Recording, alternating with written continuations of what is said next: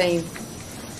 Well, I have a YouTube video where he's speaking with a gentleman saying he's in Texas and seeking advice on how to avoid consequences for failing to appear in court in Kentucky. So I see your letter and raise you a YouTube video. Judge, may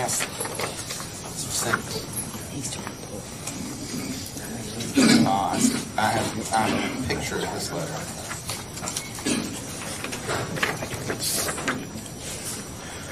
It is odd to have someone just remaining in a hospital for an undetermined amount of time. Judge, I know that one doesn't. The picture of the letter that I have, I was like, well, I don't have the facts because I guess he had already sent it to court. It's like that. So it does have it looks like the actual. What's the request of the Commonwealth? Warrant of arrest. That was from January 2nd, that letter. We are now 10 days past that with not updated medical proof. The defendant has failed to appear. A warrant of arrest. He's posted $5,000 cash and failed to appear on that. Oh no, it's China. Nope, I muted her ass, TOG. Because you can't get a word in edgewise. She just screams, oh, you live in a motel and you're on meth. You live in a motel and you're on meth. Big fucking deal, bitch. Mama T, a.k.a. by the gangster name Little T, U-R-D, that's a little turd.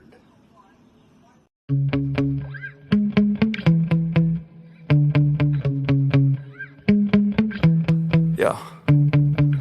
Sometimes I get so mad, there's no controlling me. My thoughts get so bad, I'm like, I might grab a bat, I don't know. My wrath, my blood boils over like, oh God, here goes. I lost all feeling from my head to my toes. You said some shit that I can't let go, so just stay tuned for the rest of the show.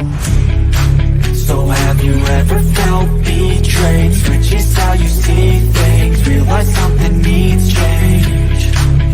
Cause I know you got me up, let me show you what's up. Cause enough is enough. I'll take a face full of pavement just to make a statement. I know there's no turning back. Oh God, adrenaline wasted, so mad I can taste it. I know there's no turning back. I'll do what it takes, I ain't making mistakes like that. I'll put it on your face to make you go take it back. I lose my shit, I go crazy when I'm mad.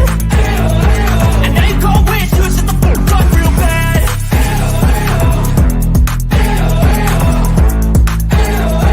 And now that I'm gone, yeah, I know there's no turning back.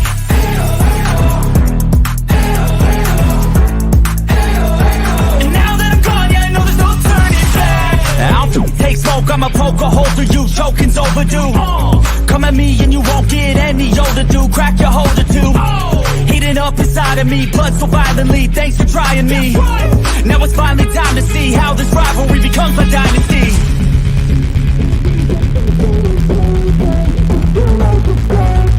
I know there's no turning back. Oh God, adrenaline wasted, so mad I can taste it. I know there's no turning back. I'll do what it takes, I ain't making mistakes like that. I'll put it on your face to make you go take it back. I'll lose my shit, I go crazy when I'm mad. And now you gon' wish you would shut the fuck up real bad.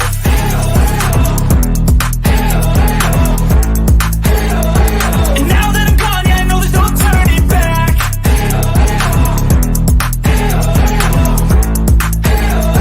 And now that I'm gone, yeah, I know there's no turning back.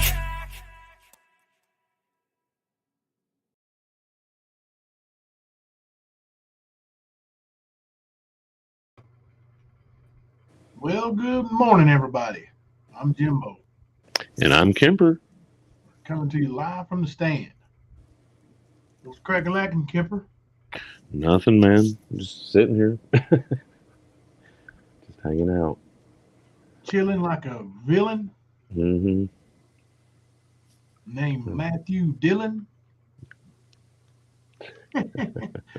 Yeah. He's going to get 3 hots in the cot pretty soon, I guess. Him and his Bopsy twin Skern dog. Yeah, I heard Ernie did a panel today or something, didn't he? Yeah.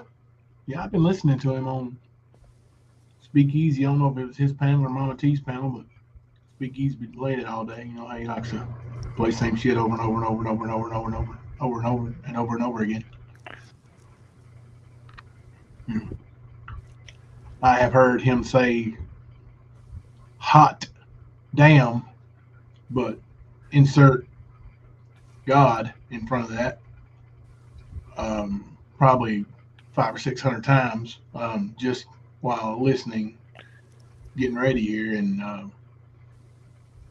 God almighty, man. I don't know, I ain't, even when I get mad, man, like,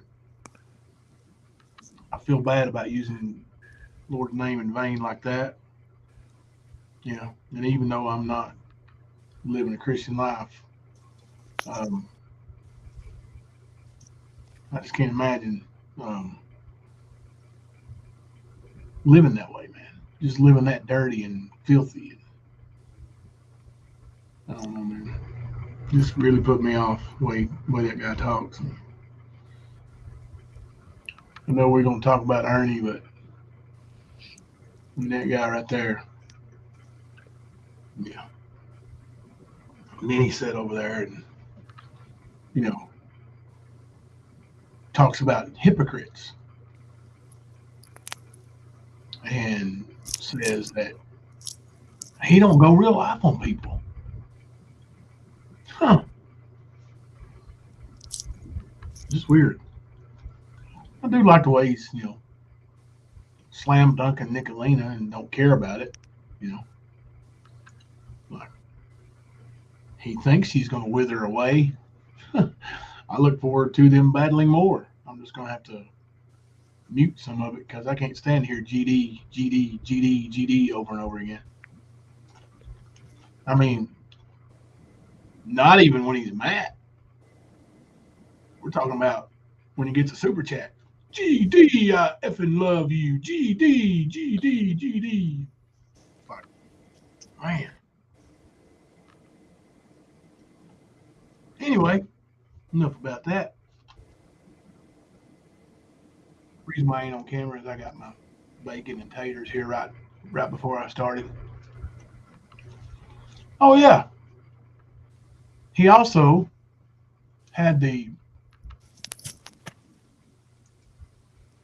intestinal fortitude to ask Ernie what Ernie thought was worse.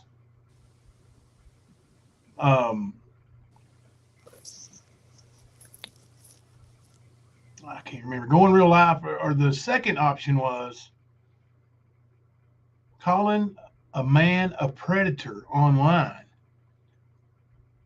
who has daughters.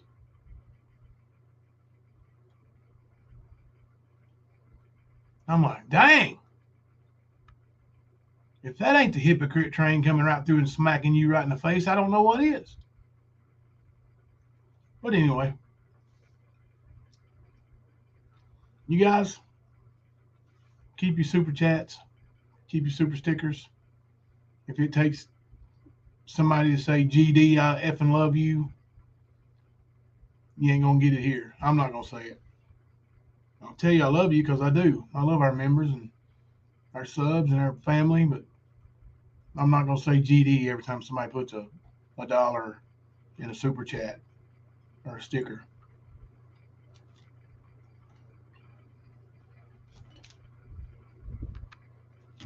All right.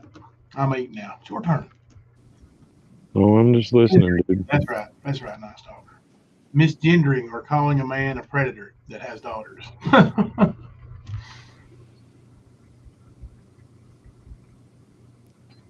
Now,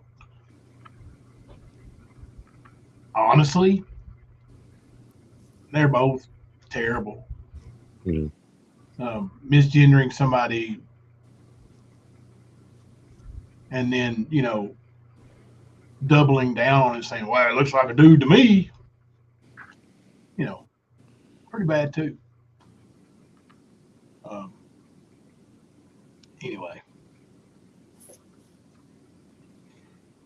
Anyway.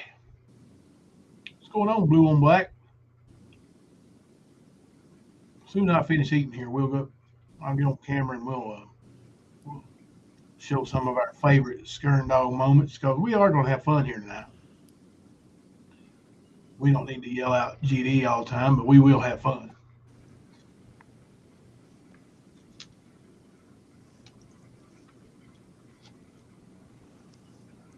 Billy Bogard, how you doing? Hey, Sherry. Uh-huh. No, not hey, Siri. Hey, Sherry, quit answering me. That's funny. My phone's like, uh-huh.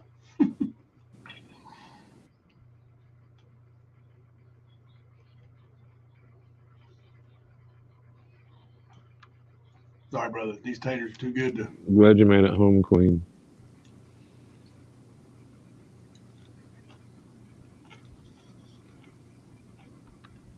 Thank you, blue and black. Yeah, glad you made it home, Queen. I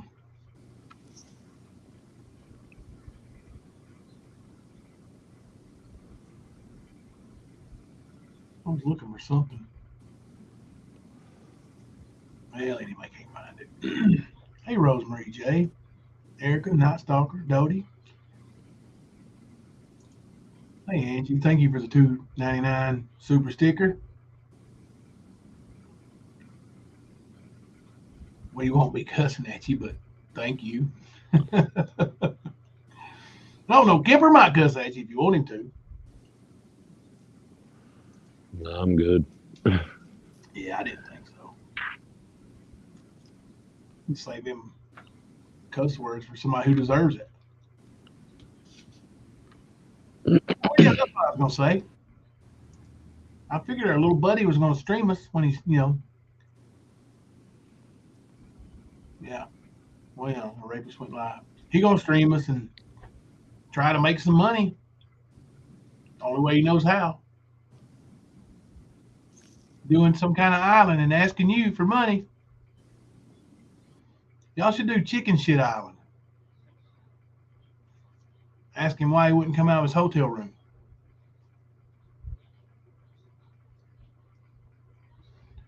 See, we don't even need to stream him.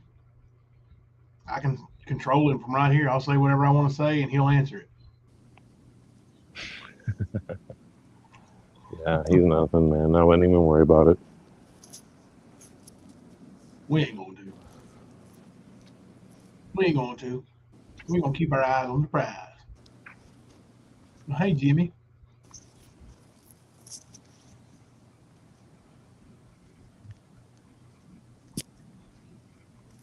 I got a few texts right before we was going live. I didn't get to read them all. And then I've got some stuff going on, some Discord stuff. Oh, gotcha. Yeah, I haven't had a chance to do anything.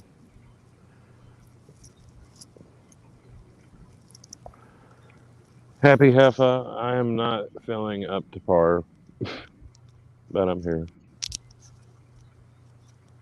Sort of worked past hitting the wall today, and I'm feeling it now. Brother, we can cut short. No, we still gonna play the game and all that, ain't we? Yeah. Oh, yeah, let's go ahead and get that started, actually. I was just responding to somebody in chat.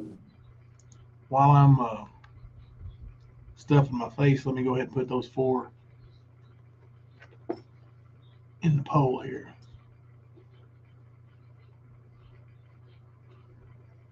For the first 30 minutes, if you guys would, please vote on somebody you want to see. Well, not necessarily one, but whoever you vote for is the person that will go into the elimination round to be eliminated. So you're voting to eliminate somebody, basically.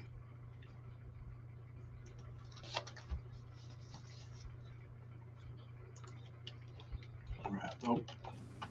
Yeah, happy half. I've just been pushing it a little bit more than I should, being as sick as I have been. It happens. You live and learn. I'll sleep it off and go back and do it again tomorrow. Golly, buddy. Yep.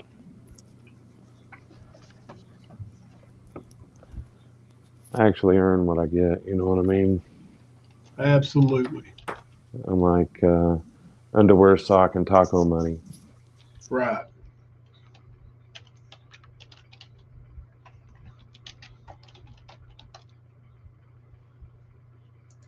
Yeah.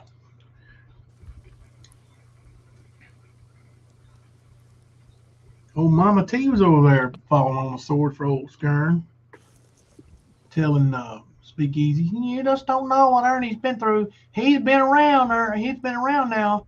Speakeasy, you should listen to him. He knows. All the stuff that he's fussing about Nicolina doing, Ernie has done it too. That's Oh why yeah. I'm here. That's why we came to YouTube, is because of that shit. Doxing our mothers, doxing our family, Yes. threatening our family. Like, he's done so much bullshit, and people are like, "Oh, you're so cruel." Like, no, I don't think so. I don't think so. You're right. And that's exactly why we're here. That's exactly why we're not taking our foot off the little bitch's neck. Yeah. Even when Kemper's sick. See, Kemper,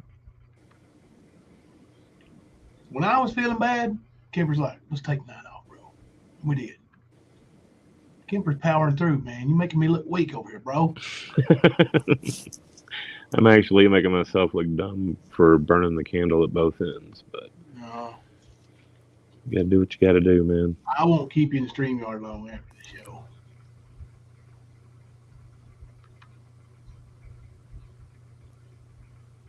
Oh my gosh. Skungate, Thelma told me that they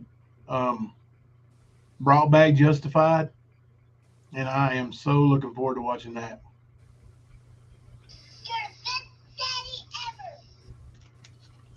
Did you watch the series Justified before, Kemper? No. Oh my gosh. I'm not a big I know. I just TV show movie. understand that. I mean, I don't have any interest in it. Like, if I want to watch something, I'll find something on YouTube and usually listen to it. I don't even watch half the time, you know? So, Yeah, man, when I watched Justified for the first time, I had never even heard of YouTube.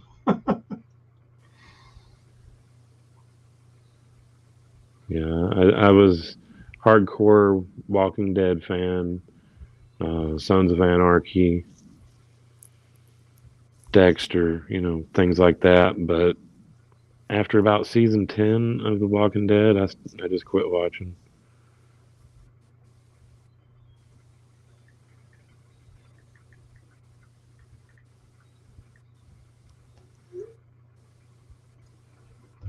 I still haven't seen the very last season of Walking Dead.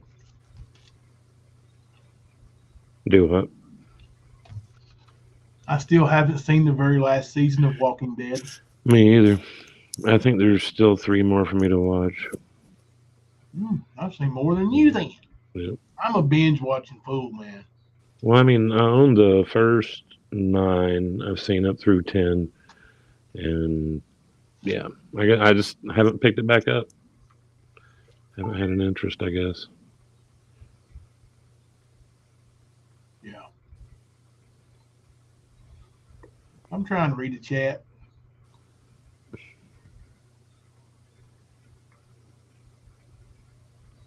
Hey, love you, Paisley. Thank you for showing up.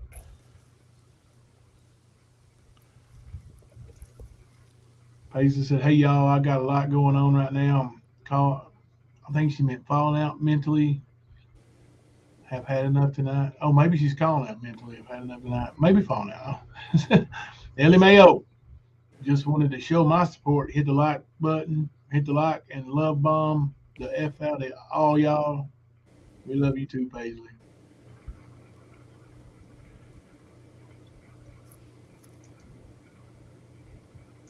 Young at Heart, we used to do that for every Sunday. We would story about 15, 20 minutes late and edit the commercials. Yep. I used to do it too. Made it a lot better. My mom used to record on VHS tapes, like old shows, you know, Mm-hmm. and she would literally set and pause the record button when the commercials came on. So she would have commercial-free VHS recordings of her shows. That's funny. Haven't seen the Mayans, Skunk Ape, but Sons of Anarchy was really good. Yeah, I love the Sons of Anarchy. Is the Mayans any good? It's the spinoff of Sons. I've Yeah, heard it was good. I just that haven't was the seen it. Mexican biker gang, right? The Mayans. Yeah.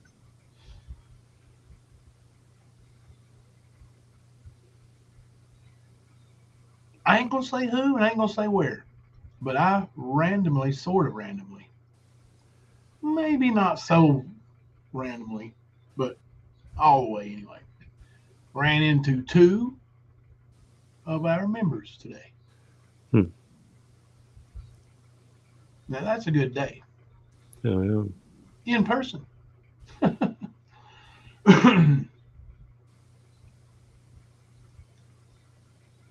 Rip Love Minds. Is Mama tried, Beth? I didn't know that. I sound like Ernie on the stand, don't I? I didn't know that. I don't remember that. Yeah.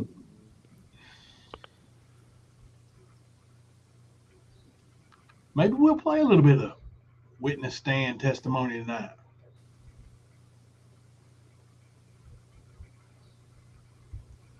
Queen Ashley, I'm flipping you off every time I see your name in chat. Boo.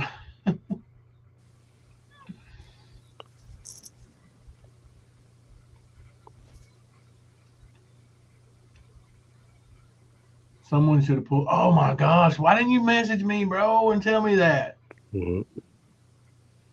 Damn, Rip. I bet he still wouldn't have came out.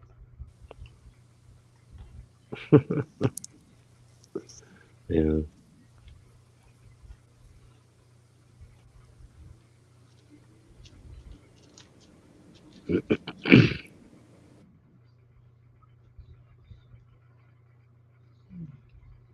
Oh, Bubba loves his shoes. That's cool.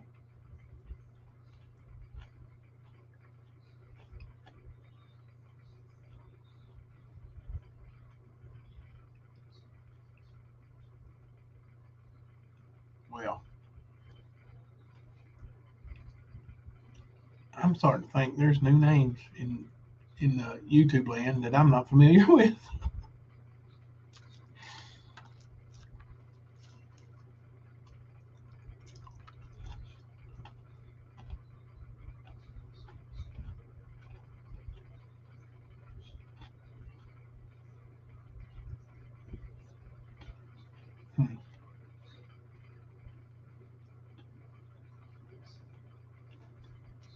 While I'm eating, I can be looking up some.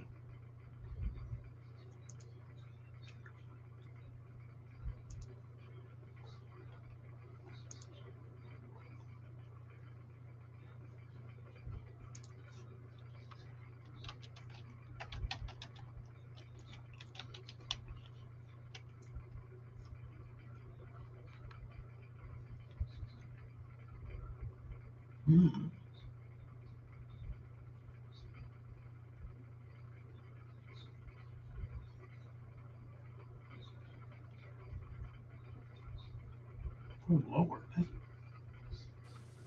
Did you upload any new videos? I didn't get a chance, bro. I've been out of signal, out of service area most of the day. Mm-hmm.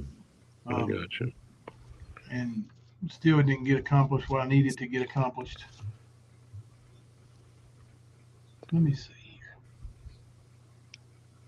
We'll watch. Old Skern hit the witness stand, though.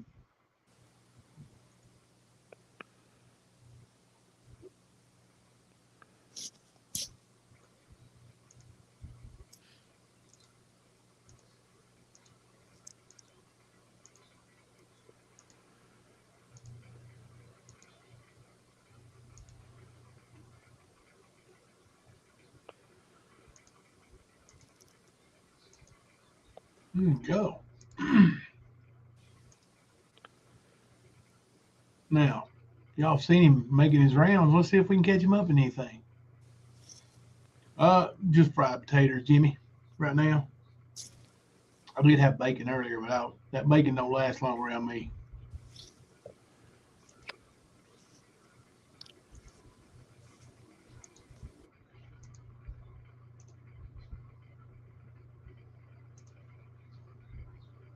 Let's check this out for a minute. All right, Michelle, you raise your right hand, please. Do you swear or affirm that any testimony you give in this trial will be the truth, the whole truth, and nothing but the truth? All right, have a seat, sir, and please speak up loudly and clearly. Thank you. Go ahead, Mr. Thank you, Your Honor. Mr. Shell, if you could, will you introduce yourself to the jury and to the court? My name is Ernie Shell. I'm the defendant's brother. Okay. And by the defendant, are you referring to Shelby Shell seated over here? Yes, sir. Okay. Now, I'm going to take you back, Mr. Shell, and try to stay on specifically a conversation that may have taken place with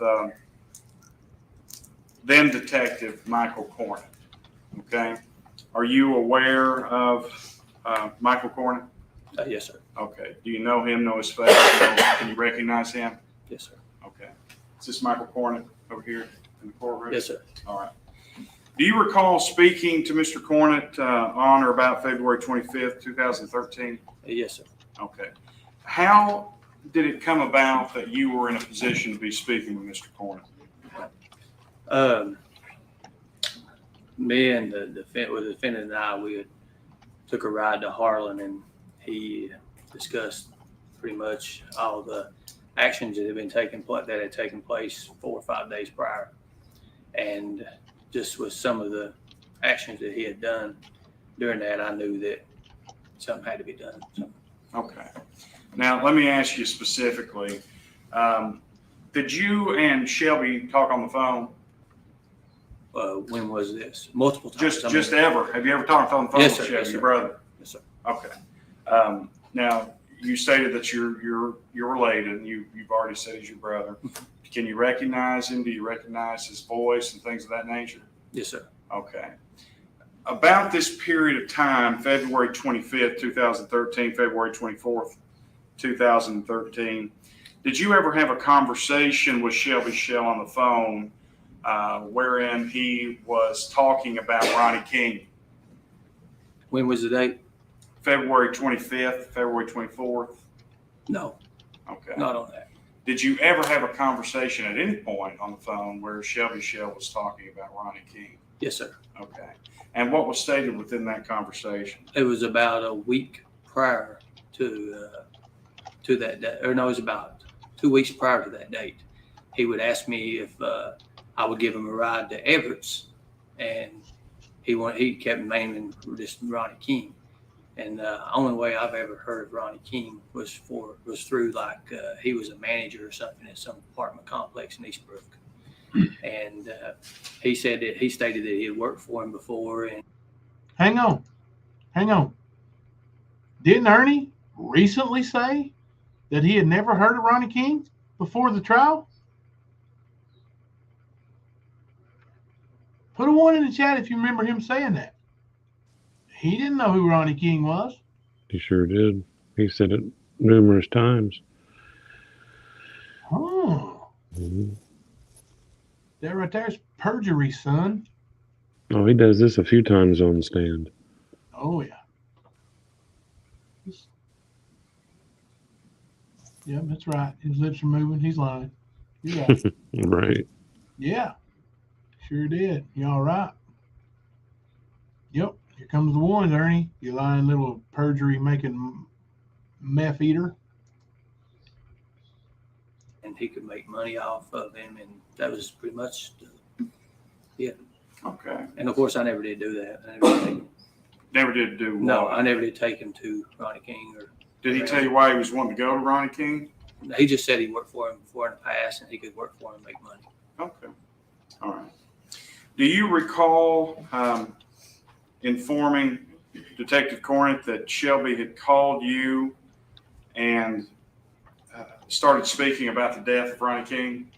It was not a phone call. It was face to face. Okay. The first time was face to face? The first time was he had hinted on that.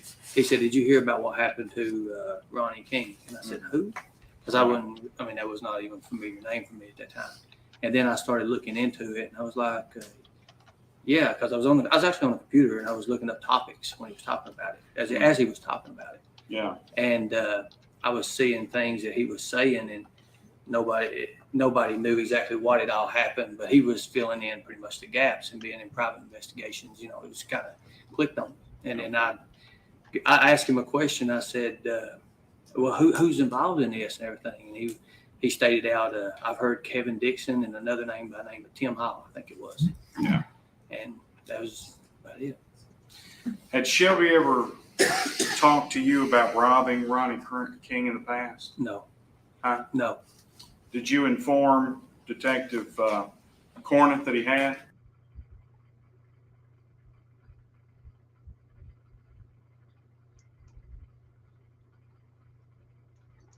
I think I rewound it far enough. I want y'all to see something. First time he says no, I'm pretty sure he nods his head yes. Had Shelby ever talked to you about robbing Ronnie King in the past? No. Huh? No. Aha. Did you see that? Yep. He nodded his head yes and said no. Now, I'm no body language expert, but I have watched Columbo on TV before. Right. And Columbo would have caught that, guys. What's this? Talked to you about robbing Ronnie King in the past? No. Whoa! There you go. Rap, play that carnival music, homie. No. Did you inform Detective Cornett that he had?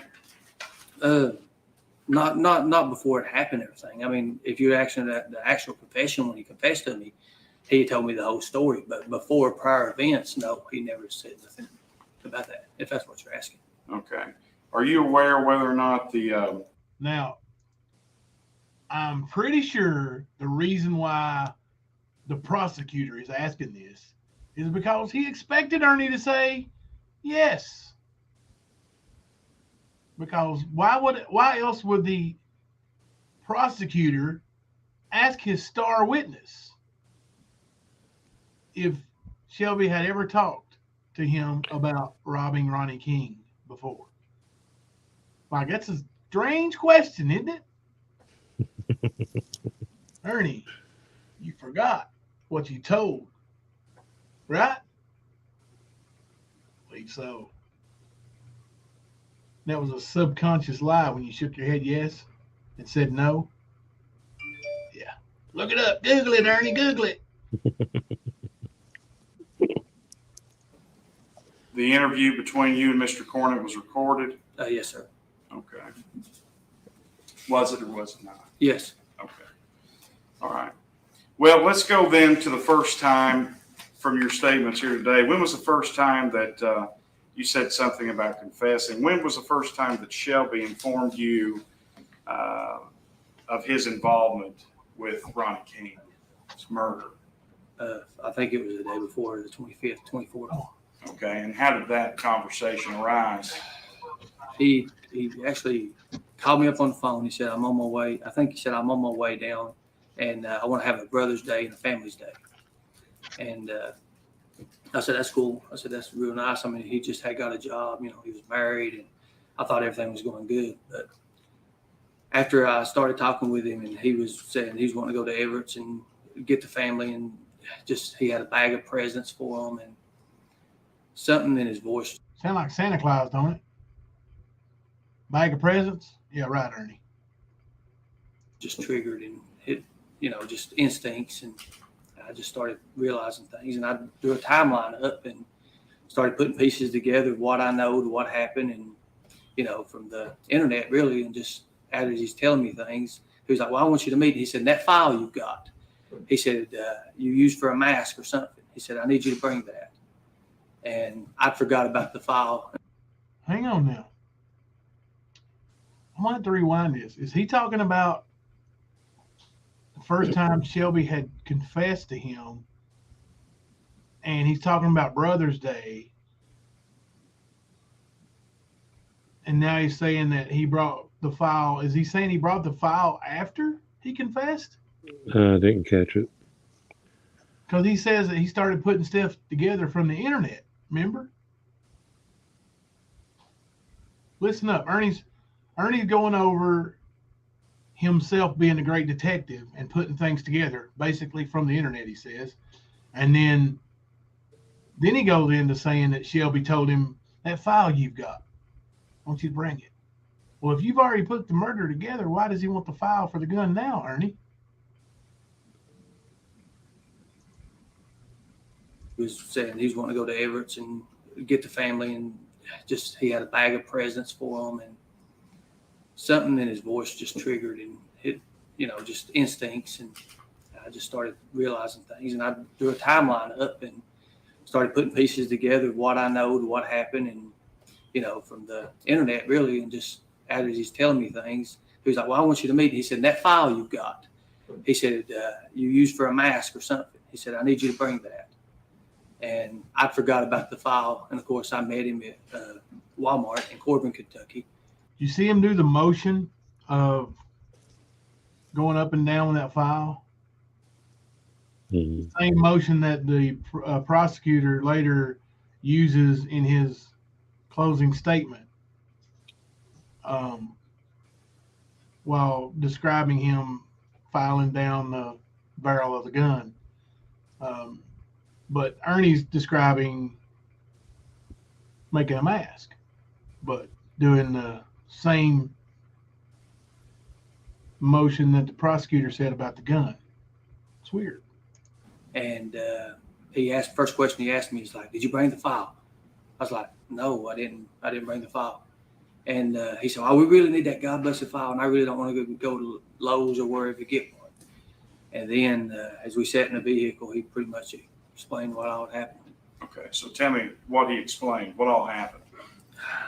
First thing he done, he said, "I know you do hockey mask, and you're related to the Friday the 13th industry, and you do certain things for them." He says, I want you to know something, Holmes." He said, "I'm a real killer." And then that's when he pulled the pistol out. And then at that point, I was always putting it together in my head. Did you say pause? No, I said Holmes. Oh yeah, Holmes, on the real killer Holmes. Also, he's telling on the witness stand right there that Shelby told him about the murder before they come to my house. Mm-hmm. See, I've asked about that a few times because it seemed like he knew. Besides the phone call, it seemed like he knew, and then he was having Shelby run the story by you. That's what it seemed like to me. Yeah. Let's listen to this little piece of shit. What was going on just from prior experience. Yeah. Prior experience. And when he told you that he was a real killer, what did you say? I tried to laugh it off, like, "No, man, you're crazy, man. No, just like that." And he's like, "No, I'm a real killer, Holmes," or something like that. And that's when I really knew it was serious. Okay. Did he? Yeah, when he said, "I'm the real killer, Holmes," that's when he knew he was serious. Right. Explain why he was a real killer. What made him a real killer? No, he said after that was over, during this point, he said, the Ronnie. He said, "I'm just gonna let you know something." He said, "You're my brother." He said, "I love you." He said, "But I'm just gonna tell you something." He said, "I am a real killer." And I said, of course, I was trying to laugh it off again, trying to change the subject. Pretty much what I was trying to do. Then he looked at me. And he said, "You know the Ronnie King?" And I said, "Ronnie King?" I said, "Yeah." He said, "The one that was killed up in Everett and all that?" He said, "I did that." So, and then after that, he started with a story. If I needed to. So Well, I'll be damned, Ernie. That's weird. That's not the story you run around telling on YouTube now, Holmes. Not at all. Why you got your shoulders all shrugged up there? Why are you looking down when you're telling your story? And then looked up for approval when you're not talking. Story after he's told you he's killed Ronnie King. First off, let's go back to the gun. You said that he had a weapon on him. Mm-hmm. What did that look like? It was a blued 38. Oh, let's listen here. Let's listen. Blued 38. Smith & Wesson, what I would call it. Okay. Mm-hmm. And how did you know it was a Smith & Wesson? I could see the label on it, and I'm familiar with weapons. Okay. Now, you had said earlier that he had The brought you label. a file, or you have requested that you bring him a file. Is that right? Right. What did he use that file for? Well, we had to go back and get the file because he insisted. Okay. So we went back to the house. I actually told him, I said, just go to Lowe's and get one. And that's when he says, you're never to be seen. You're never, when you're doing anything like this, you're never supposed to be around cameras or anything. So earlier he said he didn't want to have to go to Lowe's. And then when Ernie suggested just go to Lowe's and get one, he said, you're never to be seen on camera. Right? Ernie's, it ain't no damn wonder the jury couldn't convict Ernie. They think you killed him. So do I. I think the Shell brothers done one together, didn't they? Holmes. Anywhere you can be seen or located or positioned. And I said, okay. And he was getting kind of like, he was getting hostile a little bit, but that's the way he's always been until he gets his way. And pretty much, I took him back to the house, and I went in the room, and it was a chainsaw file. I think it was a 12-inch file at the time. It's about like this right here, a little thin file. And I brought it out to him, and he took it away from me. And he pulled the weapon out, and he started filing it. He started telling me the rules and the laws, the way it goes. He was talking. He's like, you kill 5 people with one handgun. After the 5th person's killed, you have to do away with the handgun. And he was filing, and I think he may have had it marked where he was with the chambers at. So. Okay. So where was he placing the file in relation to the gun? What was he doing with it? If you could describe the action. He filed both. I'm sure he filed. I think he filed the chamber. I'm not sure. I was driving at the time, and he was doing it while I was driving. Okay. I thought they went back to his house and he got file. It was a chainsaw file. But now he's driving. Man, really, the defense didn't call him on none of this shit. No. I missed something else there. What? There's something else. Let me go back. Let me hear this again. He's like, you kill 5 people with one handgun. After the 5th person's killed, you have to do away with the handgun. And he was filing, and I think he may have had it marked where he was with the chambers at. So. Okay. So. Okay. Oh yeah. So where was he placing the file in relation to the gun? What was he doing with it? If you could describe the action. He filed both. I'm sure he filed. I think he filed the chamber. I'm not sure. I was driving at the time, and he was doing it while I was driving. Okay. Can somebody tell me where the firing pin is? Because Ernie said the other day that there you go, Nanny Kim's got it, and that he filed down the firing pin.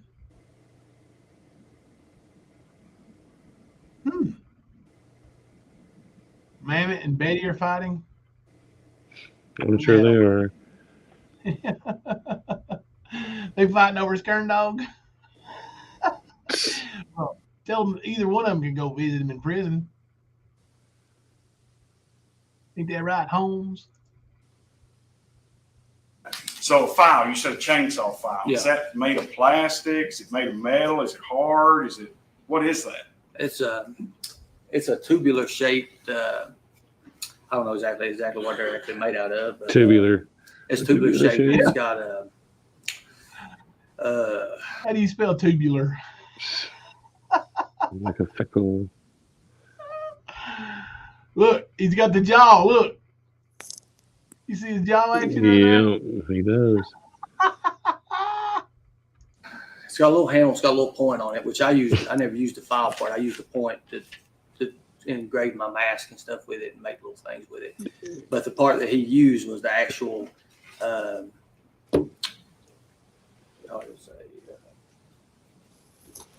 file part of it. I can't. The actual part is actually got the riffles and stuff on it. Okay. Riffles. How was he connecting the file to the gun? On some of these questions, Right. you know, they Oh, he may just seem took it, foolish, but I don't know anything about He files was and right. guns. Right. That's what I'm saying. Yeah. What they're made out of, I don't know. Right. But he was just. I think he just opened the chamber and he was sitting there and he was just going down the chamber. So he was filing the He chamber. was filing the weapon. Yeah. Okay. All right. Now let me ask you something. You open up the weapon and you file down the chambers. What does that do? Like, I have watched some, forensic shows and stuff. Like the fingerprint, so to speak, of a gun. That comes out on the bullet, shell, whatever. That happens when it goes down the barrel, right? Right, the side pieces, yeah. Only thing that the firing mechanism does is it leaves an imprint on your shell. Yeah, on the back end of it. Right. And the actual shell, the hollow thing that's left in the gun, that doesn't go down, like it wouldn't matter what the inside of the barrel looked like. Right. Yeah. Man, your story, it ain't worth a shit. All it would take would be one person, and we're in the mountains of eastern Kentucky. So one person that knows anything about the barrel of a gun or how that works, or that's watched CSI, for goodness sake, would call him out on that. Ernie's stories never make sense. He gives you a lot of fucking words, but if you listen to him, he ain't saying shit. He's telling lies. That's about it. Absolutely. I agree, Ringy Dingy. That trial let a lot of good questioning slide, kind of Mickey Mouse, in my opinion. I agree.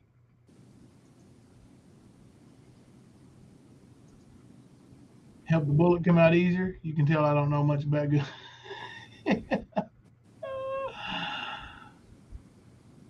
Yeah, you can file down a serial number. That's right. Absolutely.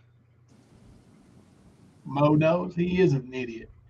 Mo, that issue you're having, we'll get together on that tomorrow, and we will have something to do on our live tomorrow to help you out with that. We'll figure it out. Let's move back. Then you said earlier that at some point he started describing to you the killing, the murder. Did he inform you how he entered Ronnie King's house? How did he get in? He told this story that he said there was because he kind of was skipping bits and pieces of it, and then I pretty much was asking a few questions on making him stay on subject because I could put a timeline even further because I already had started. I mean, I'd already had suspicion, and bet you did. As he's told the story. He said Ronnie was on the phone with his mother, and he said, "Mom, Kevin's supposed to come by. Kevin or Tim or somebody's supposed to come by, and later on." And he said, pretty much, there was a knock on the door after that. He said, "Oh, Mom, it's Kevin, it's Kevin." And then he hung the phone up. And then when he said, "Who is it?" They said it was Kevin. He said it was Kevin. So that's okay. So Shelby told you that he heard Ronnie King on the phone tell somebody. You don't know who that was, right? His mother. He said he was on the phone with his mother. He could hear him talking. On the phone with his mom, and he said, "Kevin's at the door." Right. Kevin. Yeah, because he knocked on the door about the time after he heard that. That was his way in. That was his whole thing. Okay. So when anything with Shelby Lee always the kind of person he'd tell a story and he would leave certain parts out of it, but then he would go back and he'd fill the gaps himself, and he just had to keep an open mind about everything. All right. So he says he hears Ronnie King. I wonder why, like I said, I'm no lawyer, but I wonder why the defense sat over there and didn't object to that and say, he's leading the witness or I think When- they were letting Ernie sink his own ship there, to be honest with you, is what it looks like. Because he was I know doing a the damn defense was good setting job him of up for putting perjury. water in the boat. Yeah, I know the defense was setting him up for perjury. Absolutely, they were setting him up for perjury. Well, I mean, they were basically, he was the one on trial. You know what I'm saying? Like, hell, even he was on the stand. Shelby didn't even go on the stand. They made it like 6 people with a confession. 6 people said, I don't know. Yeah, I don't with know. a gruesome confession. Right. Mm-hmm. Yeah. So, I mean, honestly, I think that the defense was like, okay, he's got the noose around his neck right now. Yeah, I don't think so, Daisy Joe. You say Kevin's at the door, and then you just stated that Shelby told you that he said, when Ronnie King said, "Who is it?" Yeah. Shelby said, "It's Kevin." He noted to say it was Kevin because he heard him talking to his mom that Kevin was going to be coming there. Cray Cray is also mom of 2. Cray Cray is trying to make Ernie look guilty, trying to make me look guilty of something. That ladder and the broken window was put there by the fire department. That wasn't anything to do with the murder or anything like that. That ladder and the broken window was done by the fire department. Cray Cray's not going to tell you that. So Gotcha. that was his entryway. So he got in that way by saying it was Kevin. Yeah, he said when Ronnie came to the door and opened the door and seen his Chevrolet, he said, "Oh man, you ain't Kevin." He said, "Oh man, I just playing with you. Hey, what can I do?" You know. And he walked in for him and everything. He opened the door and he come on in, Shelby. You know. And then I can tell the whole story if I need to. Yeah, let's keep And going. What happened after he says it's Kevin? He gets in the door and he says, what happens then? he said, "I need to make some money." He said, "I need to make some money. You anything I can do for you? You got any work or anything I can do?" And then Ronnie said, "No." He said, "No, Shelby." He said, "You can. I ain't really got nothing at this time," or something like that. And Shelby said, "Well, can I do anything, for you?" And hand it to him. And he said that Ronnie said that, yeah. He said, "You can give me head or something for $20 or $30. I forget." And he jumps on the bed and puts his arms behind his head. Okay. So he's gotten in the house, Shelby. Yeah. And he's asking Ronnie for money. Right. And he says, "Yeah, you can do Sexual favor. a sexual favor for $20 for me. Right. I'll give you $20." Awesome. Yeah. Okay. So then what did Shelby tell you happened? He said Ronnie jumped on the bed and put his hands behind his head and just rested up on the pillow. And Shelby said that he looked through the room and he noticed he's seen a shotgun or something in the corner. And about the time he seen that shotgun, he had his hand coming out of his pants where he had the gun. And then he said he looked back at Ronnie and he said Ronnie had already had him beat to a weapon. Ronnie already had a weapon. And he said that he was shaking real bad. He's like, no. I want to sell you this weapon. I want to sell you this gun, actually. And he said, no, Shelby. Thank you, Bama GC Mama, for the $19.99 super chat. Staying up late because it's the weekend. Love my Stan family. He has way too many details if he wasn't there. Just saying. And while we wait on Kemper, let's get a tribute to old Just Saying out here. Let's go. Because I ain't no sissy la like some of these motherfucking YouTubers. Just saying.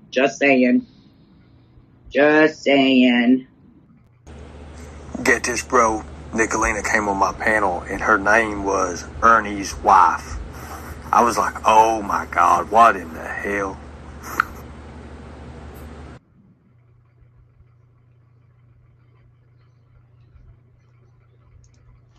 Yeah, no way Shelby Lee described that to Skirt like that. Nope. Lying small stack of sheet Skirt. And I'm just gonna be completely honest with you. I don't even remember exactly what Shelby had described to me originally. I do have the tape confession. I can't even tell you what's on the tape confession without listening to it. But, you know, Ernie does claim to have this super memory, you know, because he's got the chip and all that, you know. Welcome back, Right. Kimber. I stopped it, bro, until you got back. Sorry. No, you're cool. You're cool. Right. Let's see. Kathy said the stand. So how did they actually catch Shelby for the crime? Shelby came to my house and told me what had happened, and Ernie was there too. And then after they left, Ernie and Shelby, Ernie and I, Ernie called me and said that, you know, we need to go up there and turn him in. I was like, we'll call Chris Brewer. Chris Brewer is now the sheriff. And when Ernie called Chris Brewer, now people say that he went to that Marvin Lipford, the actual sheriff, first. He didn't. That's not true. You know, if it were, I would say, you know, he was looking for that TV deal and stuff too, but he didn't actually go to the sheriff. He went to Chris. And Chris Brewer, who was a deputy at the time, said, okay, I'm calling Marvin, the sheriff. Okay. Marvin said, come on in. Now, Ernie and I live in Corbin, and the crime was in Harlan County. It's over an hour away. But he said, come on in and meet me at the state police post. And we met there with Detective Mike Cornett.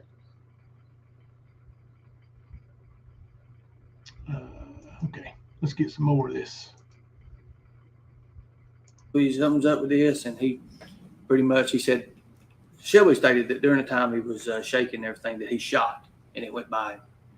And he said, no, you don't understand. He was trying to make his way toward him. So he talked him out of putting his gun down. He said once he put his weapon to the side, Shelby was close enough to hit him with the back end of the weapon or something and hit him with the elbow and stuff. Okay, so was that it? Was it over then? He just hit him with the gun? No. He grabs a hold of him and he tells him, he asks him, he's like, where's all your money at and this and that. And at this time there was a shelf or something. And he's pointing, he's like to the shelf or something. And he turns over the whole shelf in a bookcase. And he said in a bookcase there was like a key or some other, I don't know if it was jewelry or what it was at the time, but there was something in that bookcase. And he had a bag and he just started stuffing stuff in it. And he was trying to get him. So he said he put the gun up to him and he asked him what the code for the safe or something was or where the key was at. Oh my gosh. Did you really? Okay. At any point in time, did Shelby talk about restraining Ronnie King? Yes. What After happened? that, he made it look like he was just going to rob him. He kept telling him, he said, I'm going back to jail anyways. Oh. I can't stand this. I can't live this kind of life. And he says, I tell you what I'm going to do. I'm just going to tie you up and I'm just robbing you. And, you know, my life's already ruined. So I guess he coerced him into thinking that he was just going to rob him. But he was going to tie him up. Okay. How did he tell you tied him up? He said he used duct tape and zip ties. Duct tape and zip ties.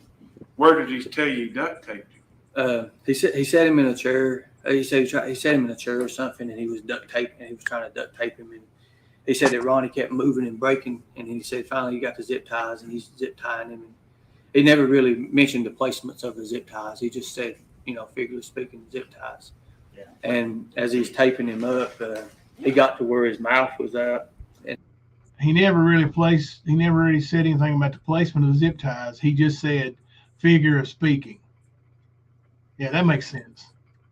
See, that's the thing. I'm like, I've heard the call with Shelby, and I don't remember this many details in it.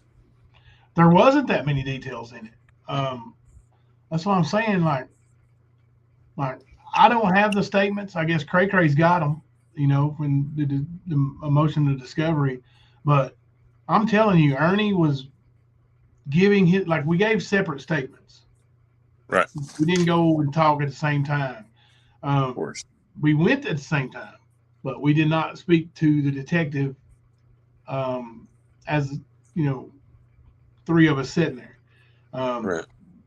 But it seemed like it took forever for him, you know, telling these outlandish stories, I'm sure.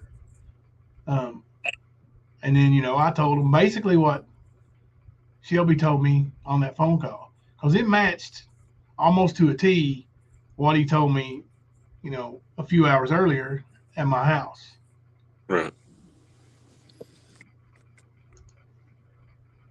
And he was getting ready to start taping it. And he said Ronnie started moving and didn't want to, because he couldn't breathe, obviously. He was just going to some way like suffocate him. And he said he just started, he said his dying adrenaline was kicking in and he was breaking stuff loose. And he said, he looked at me, he said, never before have I ever had anybody break loose and duct tape and 7 zip ties. That's somebody said. Shelby said that about Shelby Ronnie said King. that.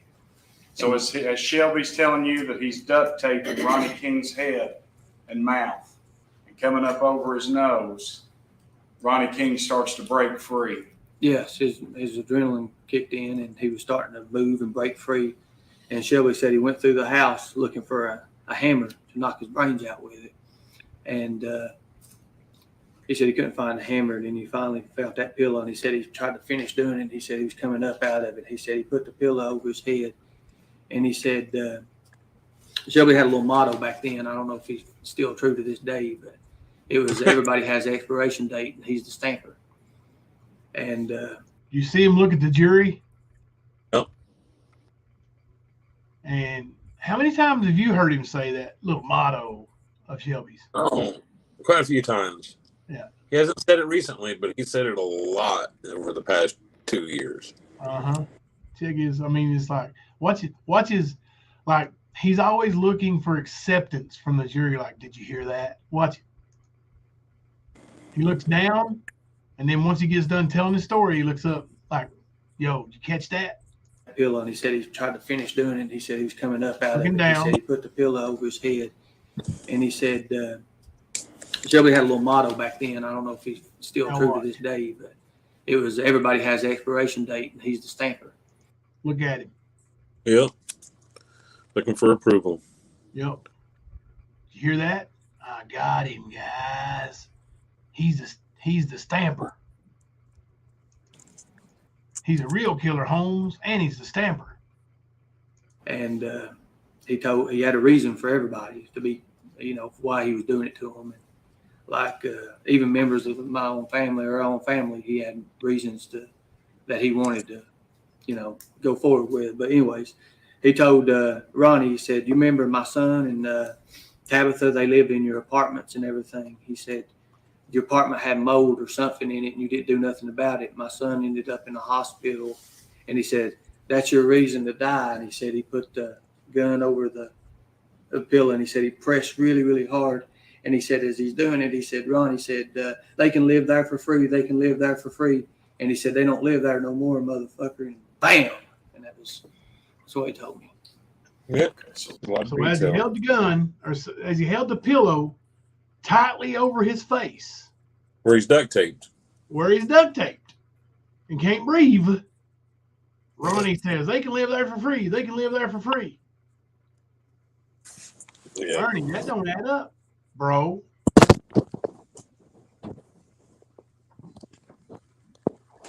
Bam.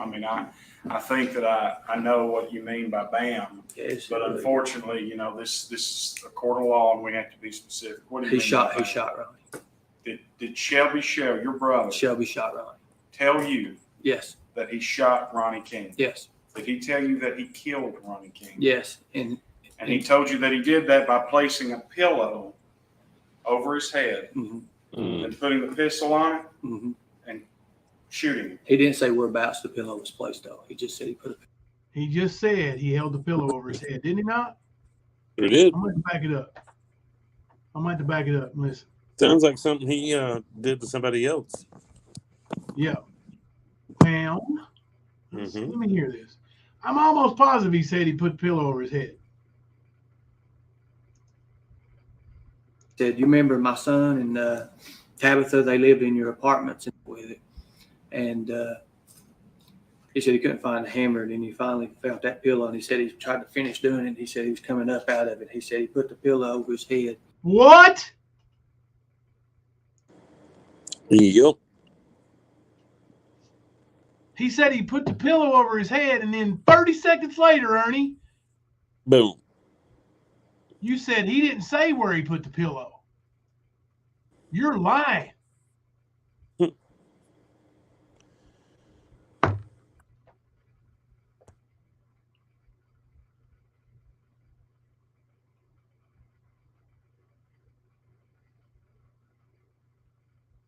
I don't even know what to say, bro. Yeah. Like I said, man. How about the defense not calling that shit out?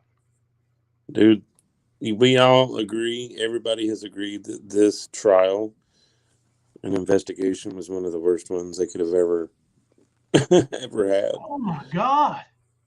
It was bad. I'm going to back it up just far enough where you hear it, about 10 more seconds. I want y'all to pay attention to where Ernie says he put the pillow over his head. And then less than a minute later, during the same story, he tells the prosecuting attorney he didn't say where he put the pillow in proximity. Oh my God. Now listen, if I'm sitting on that jury and I'm going over this and I'm really paying attention, I'm taking notes, and I'm going over this, I can't convict Shelby.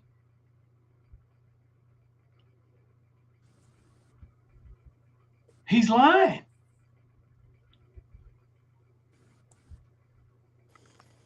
Shelby absolutely confessed.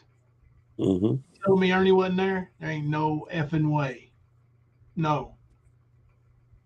Ernie has way too many details that is not in the confession and lied too many times, looking like he was trying to basically deflect any kind of involvement he may have had and put it all on his brother. I really believe that. All right. Y'all listen to this.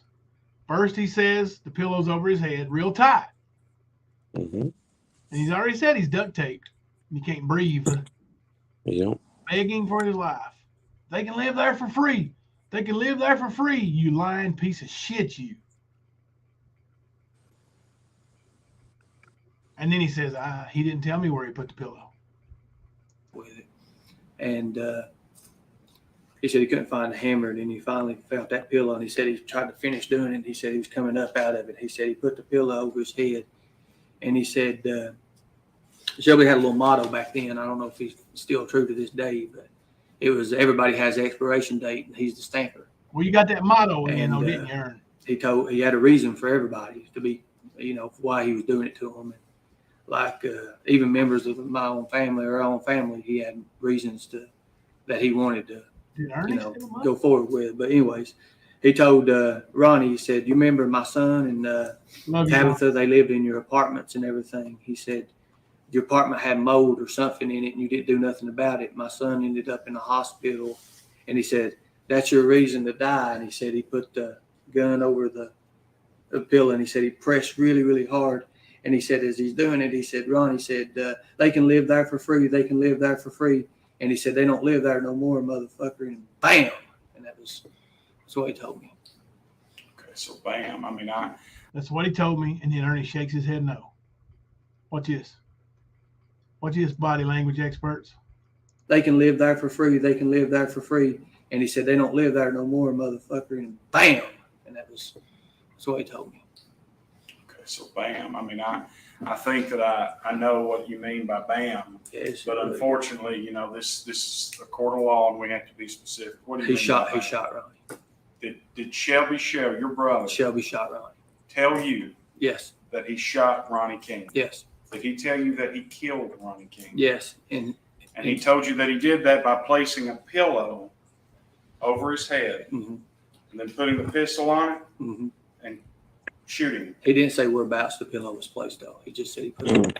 Damn, Ernie even spoke up and said it. He didn't just let it go. He spoke up and said he didn't tell me where he put the pillow. Right.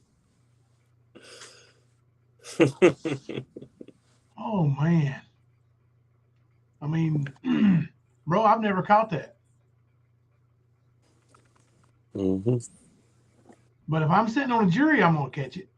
Because I'm going to be going over it with a fine-tooth comb with somebody's life in my hand. What do you think about that, Rap? What do you think about that, Speakeasy? Kathy, I don't think that he does. I don't think he does look at Shelby. No, he never looks over at Shelby's direction. Mm-mm. Shelby is to Ernie's left. Wow. All right. Yep. Let's get the vote tally in, see who's going into the finals. We may do the finals tomorrow night. Not the final, but, you know, the elimination part tomorrow night. Yeah, we got Ocean Lover at 65% and Graham at 16%. All right. Those are the top two. Graham only had 16. She was in the top two. Mm-hmm. All right. We got 65% with one person, so most of it's Ocean and Graham tomorrow. All right. Tomorrow night we will vote Ocean or Graham. Okay. Man, I'm shocked, bro. Like I mean, I started having these doubts a while back, you know, and especially after the McDonald's video where he said I didn't go back twice. Mm-hmm. And then, dude,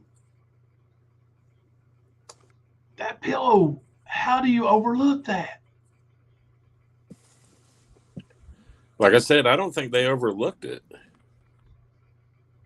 I think they were letting it ride to make him, like, because they were already showing him to be a piece of shit. And then he went to proving it. Like, everybody heard what Shelby said in the phone call. You know what I mean? Oh, my God. Yeah.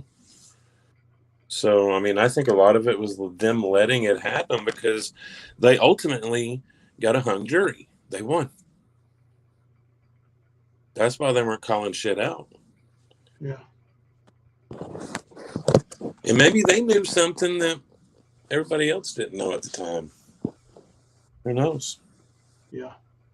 I ain't saying Shelby told them something, but maybe they knew something more than everybody else did. Who knows?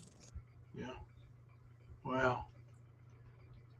I can't believe Cray Cray ain't never said nothing about that. Rap, you know, who covered the trial and was out to hang everybody. Like, how does everybody miss that? Including me. Oh, my goodness. We'll play a little bit more. We won't go too much longer tonight, but gosh almighty. Mm-hmm. Pillow over there, and he put the weapon close to the pillow, and he pressed down really, really hard. He shot him. Then what happened? What did he do? Now,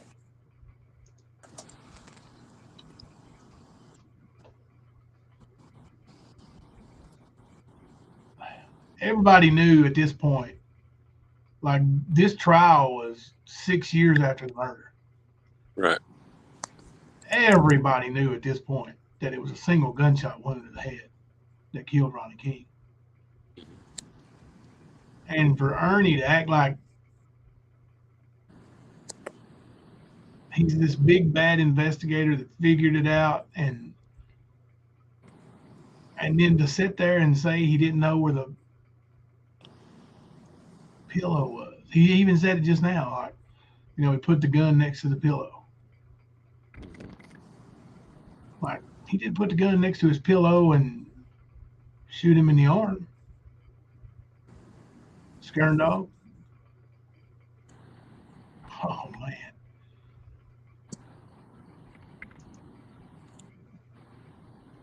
Tell you happened next.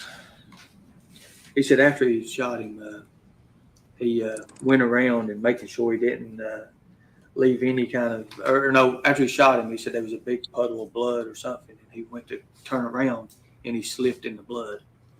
And that's false. That's what I was telling you the other day, Kemper. Though that didn't, like, the evidence don't show that. Right.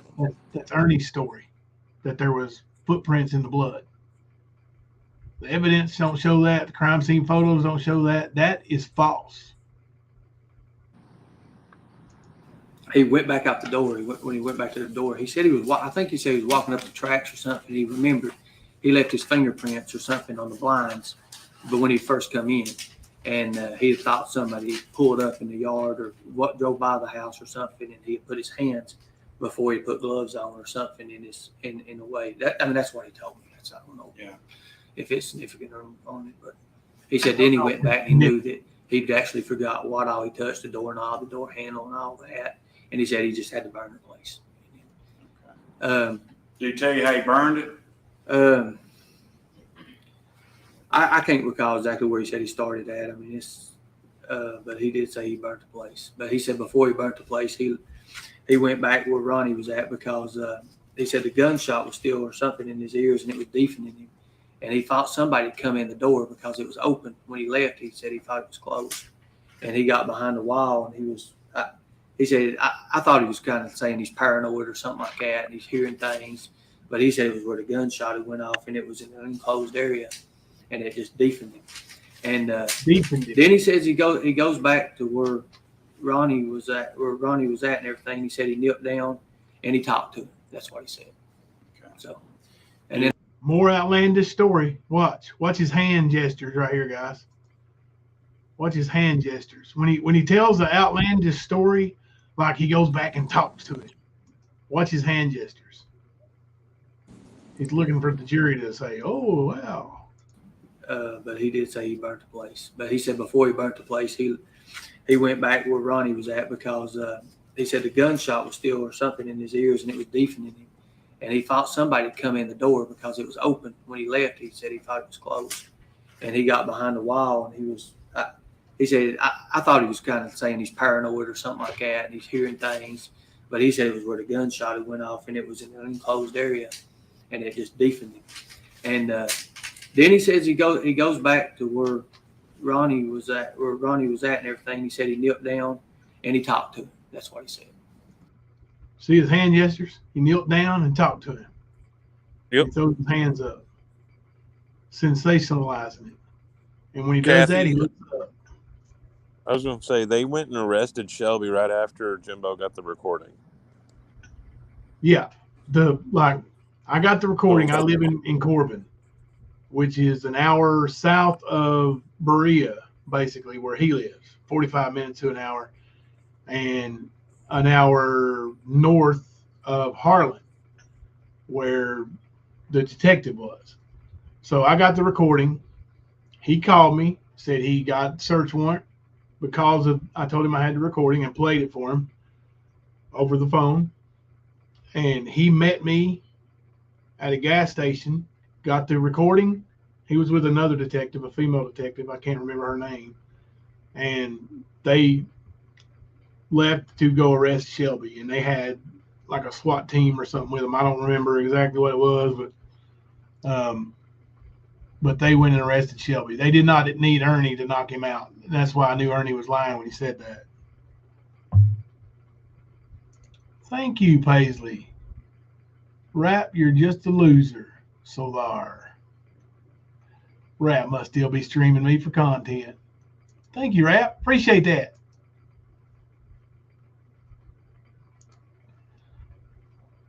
That fool's absolutely there. He's describing his own F-ups while being at the house. Yeah, he is. Mm-hmm. No, Kathy, it wasn't weeks or days. It was immediately. He told Jimbo and Ernie at Jimbo's house the night before. They went and talked to the state police. The next morning, Shelby calls him. He calls Shelby back. He gets the recording, and they go and arrest Shelby. Yeah. Yeah, Mama Davis. I called Shelby on the phone the next morning and recorded him confessing. Have you heard the confession? That's me in court playing it. You know, about 150 more pounds of me, but it's me.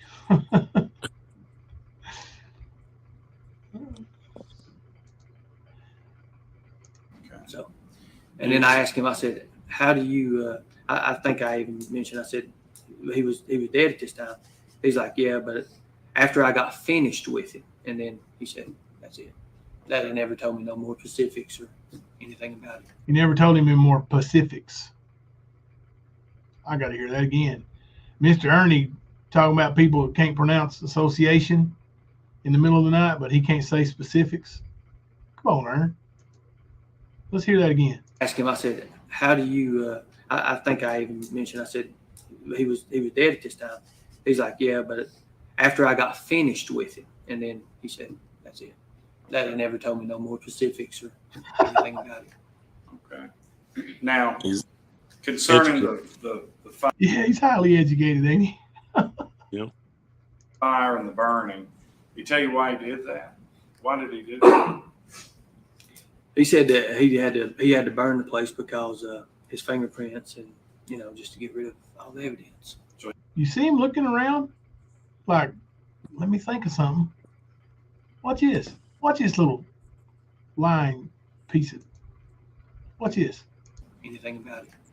Okay. Now, concerning the Nervous, fire ain't you, and Ern? burning, he tell you why he did that? Why did he do that? He said that he had to burn the place because his fingerprints and, you know, just to get rid of all the evidence. So he was trying to get rid of evidence by burning Ronnie King's house. Hmm. Okay. Now, Who you did he looking at, say Ern? anything about what he had taken from Ronnie King's house to you? He said there was jewelry. I can't remember exactly the amount of money that he had said he took. I thought it was something like $487 or something he said, but it was jewelry. Huh. Didn't Ernie say that he didn't know nothing about that recently? That I told him about jewelry and stuff? Yep. And Ernie Ernie can't was gonna remember the exact write- amount. $487. Did you hear me? Huh? He was going to write a book, remember? Yeah. And a movie about this. Yeah. Keep So, working on it, Skern. about his I own think he'll deed. have lots of time to put pen to paper. Yeah. Oh, man. And some old, I think he said he had some old money or something like that. Old rings. Yeah. Did you ever see any jewelry or anything that he had said he had taken from Ronnie King? I had seen like a fragment or two of it prior or after that. I recalled I'd seen Prior or after? what I thought was it. I can't really be sure if it was really it or not. I know that, you know, he stated that he had the jewelry on him in a black bag. That's Okay. Was the jewelry beaten? Yes, it was crushed up and beaten at the time. Well, one thing is Ernie and Shelby both agree that the jewelry was crushed up, beaten, burned, and in a black bag. Both of them said that.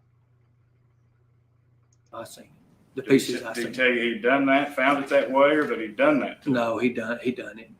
I think I'm not sure if there was a ring or had initials or something on it or something that you could still make out some kind of form of. It was a bigger piece of the metal thing that I recall seeing. Now, I will tell you this, that Shelby's phone, after the murder and before he was arrested, from Shelby's phone, somebody Googled how to melt down jewelry. And I knew because there's a little bitty bag of it he had. Okay. But I never really got to like sit there and observe it. And I'm gonna look put up through another it, poll. Nothing like that. But he told you that's what came from Ronnie King's? Yeah. Yes, sir. And it was beaten up jewelry. Yes, sir. Okay. Do you recall telling the detective that Shelby had $60-some on him?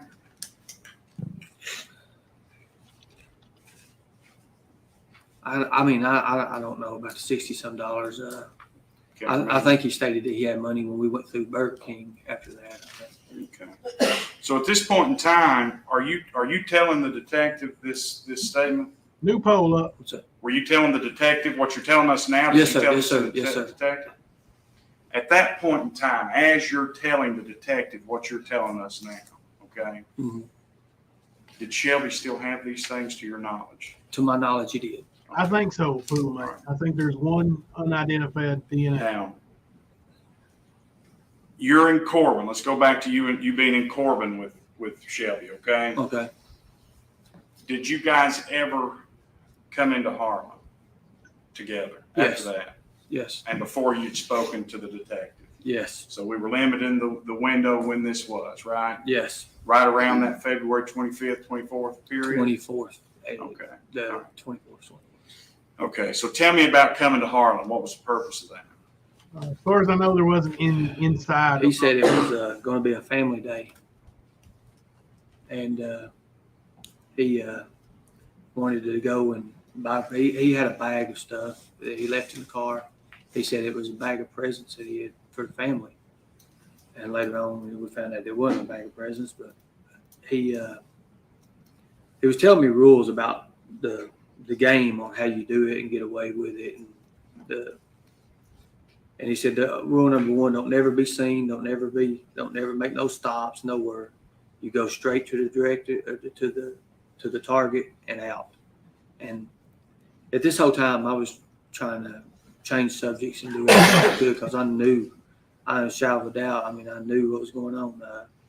And that pretty much gave me just the look on his face when I would look at him. It was just, and I would just get like these vibes of evil.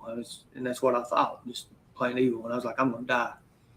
And as we was going through Dayhoyt, I think it's Dayhoyt, he stopped. He said, come up here. I'm going to show you something. And I drove him up to Dayhoyt. You're right, Leslie.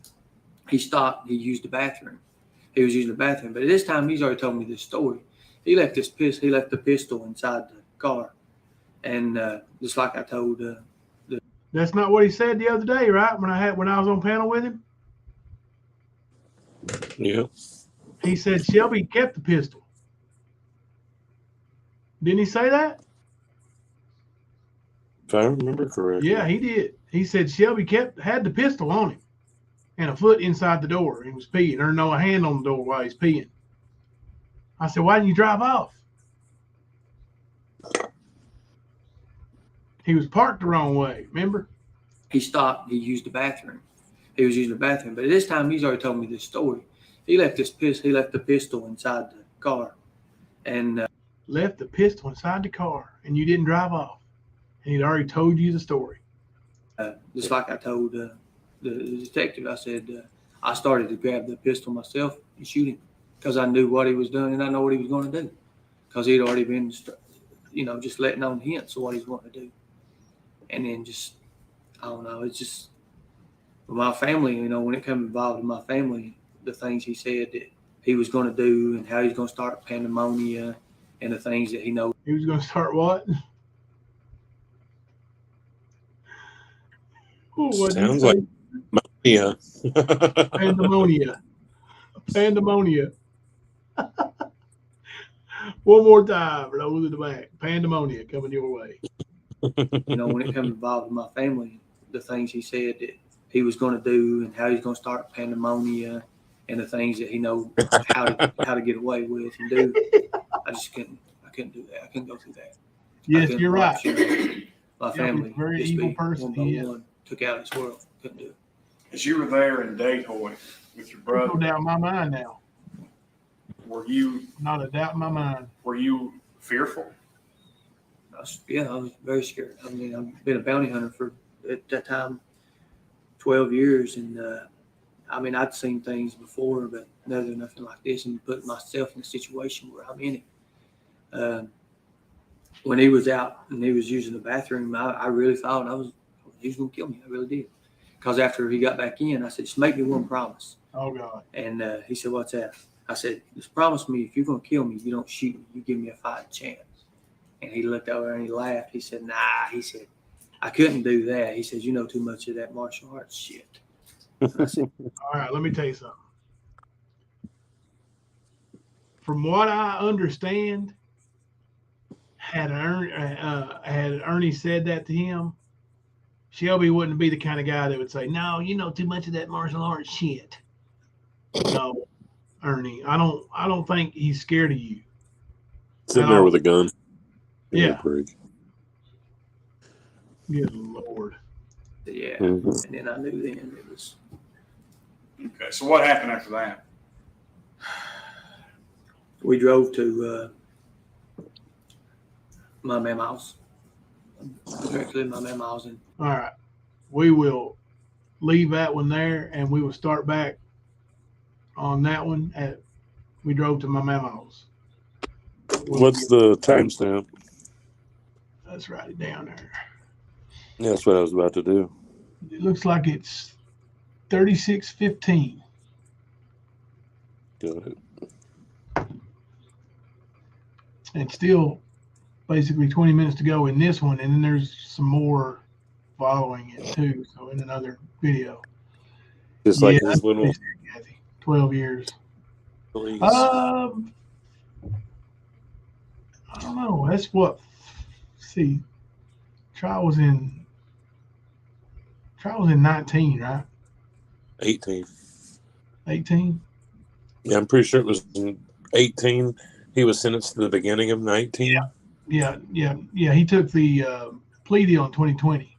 That's when he went from So that's let's see. 18 was 5 years ago, so he was 38. So bounty hunting since he was 26. 26. But he wasn't no damn bounty hunter. Like, I've never seen him leave and go on a bounty hunt. Like, I've heard him say, I'm going on a mission. When he was at the house and, them want to get rid of him because he stunk or whatever, she'd say, Ernie, go eat. He'd say, oh, got a text. I got to go on a mission. Gotta make it sound good. Yeah. Oh, yeah, the trial, it says 3/12/19. Right there. So, year off. That's all right. 1 year, ain't too bad. Listen, at our age, Kemper, it's always safe to say, whatever, 20 years, 30 years, give or take a year. I see Leslie's trying to be a smart butt in the chat there. I know. You should break out the screenshot on her. Screenshot her around the world. Dude, I already said I ain't trying to add to it. She put a whooping on me right now. Because eventually you're going to come down here for trial part 2. Yep. You don't want to have Leslie sneaking up behind you there, bro.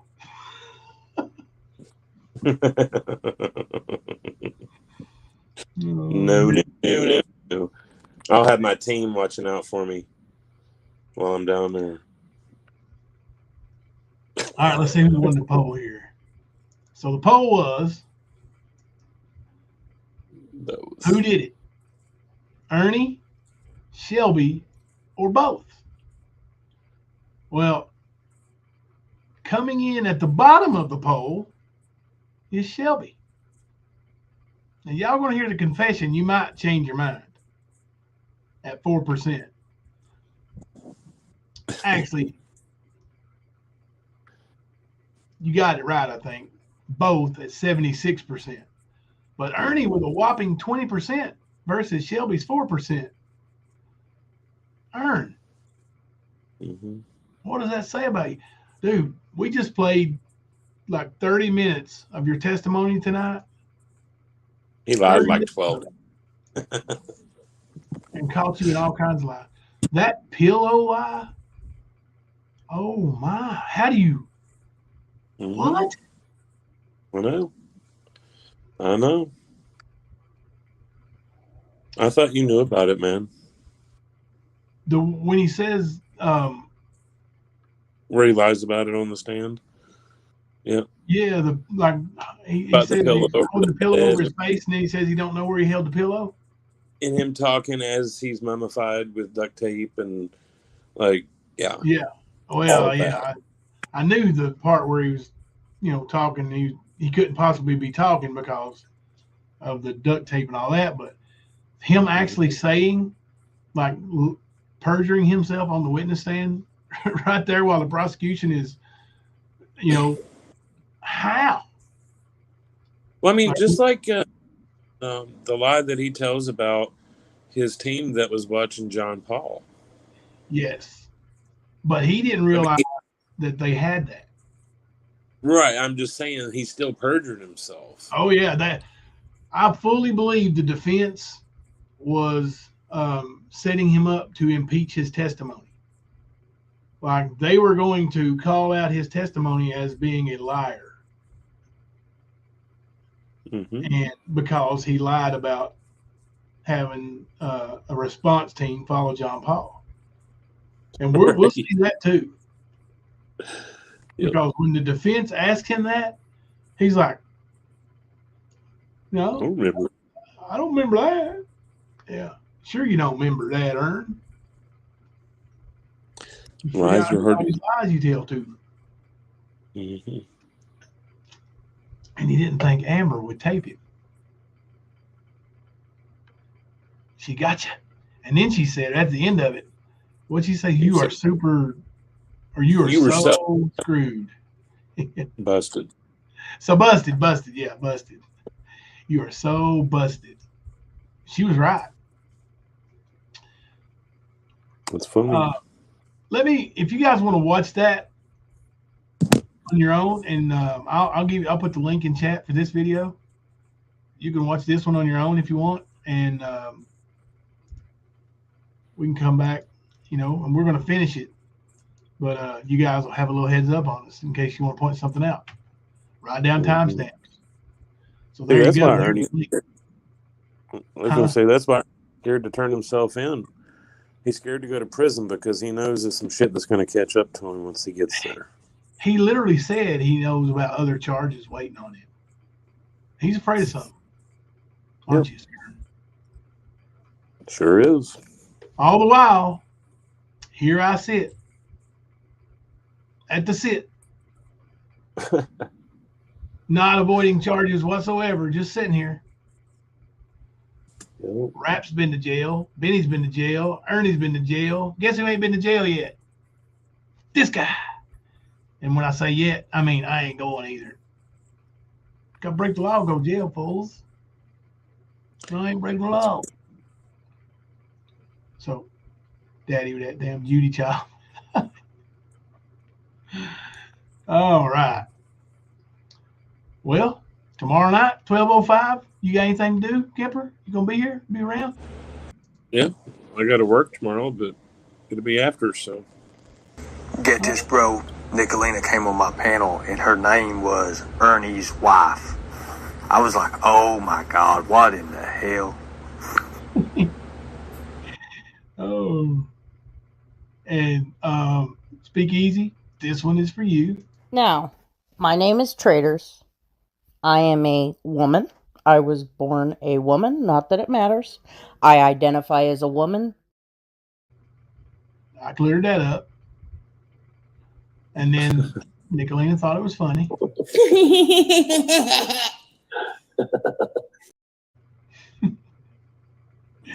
And then it got a fickle up in here. You remember they said it's supposed to say official in the little seal, right? Obviously, they're idiots. It doesn't. It says official or official, right? All right. 12:05 tomorrow night, Kemper. Until then, I'm Jimbo. I'm Kemper. We're coming to you live from the stand.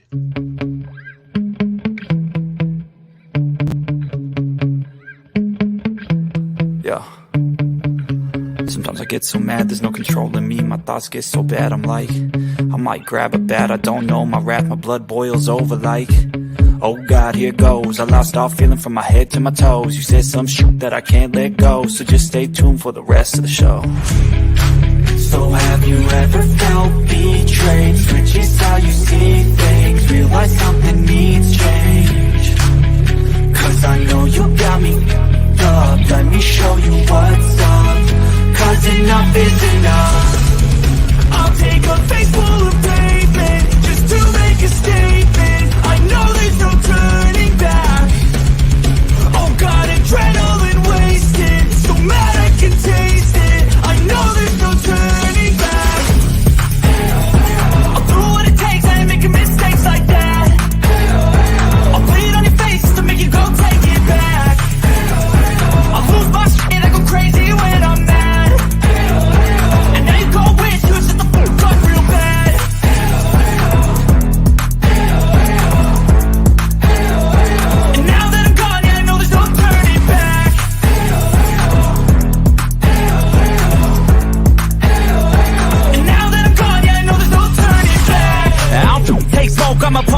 older, you choking's overdue.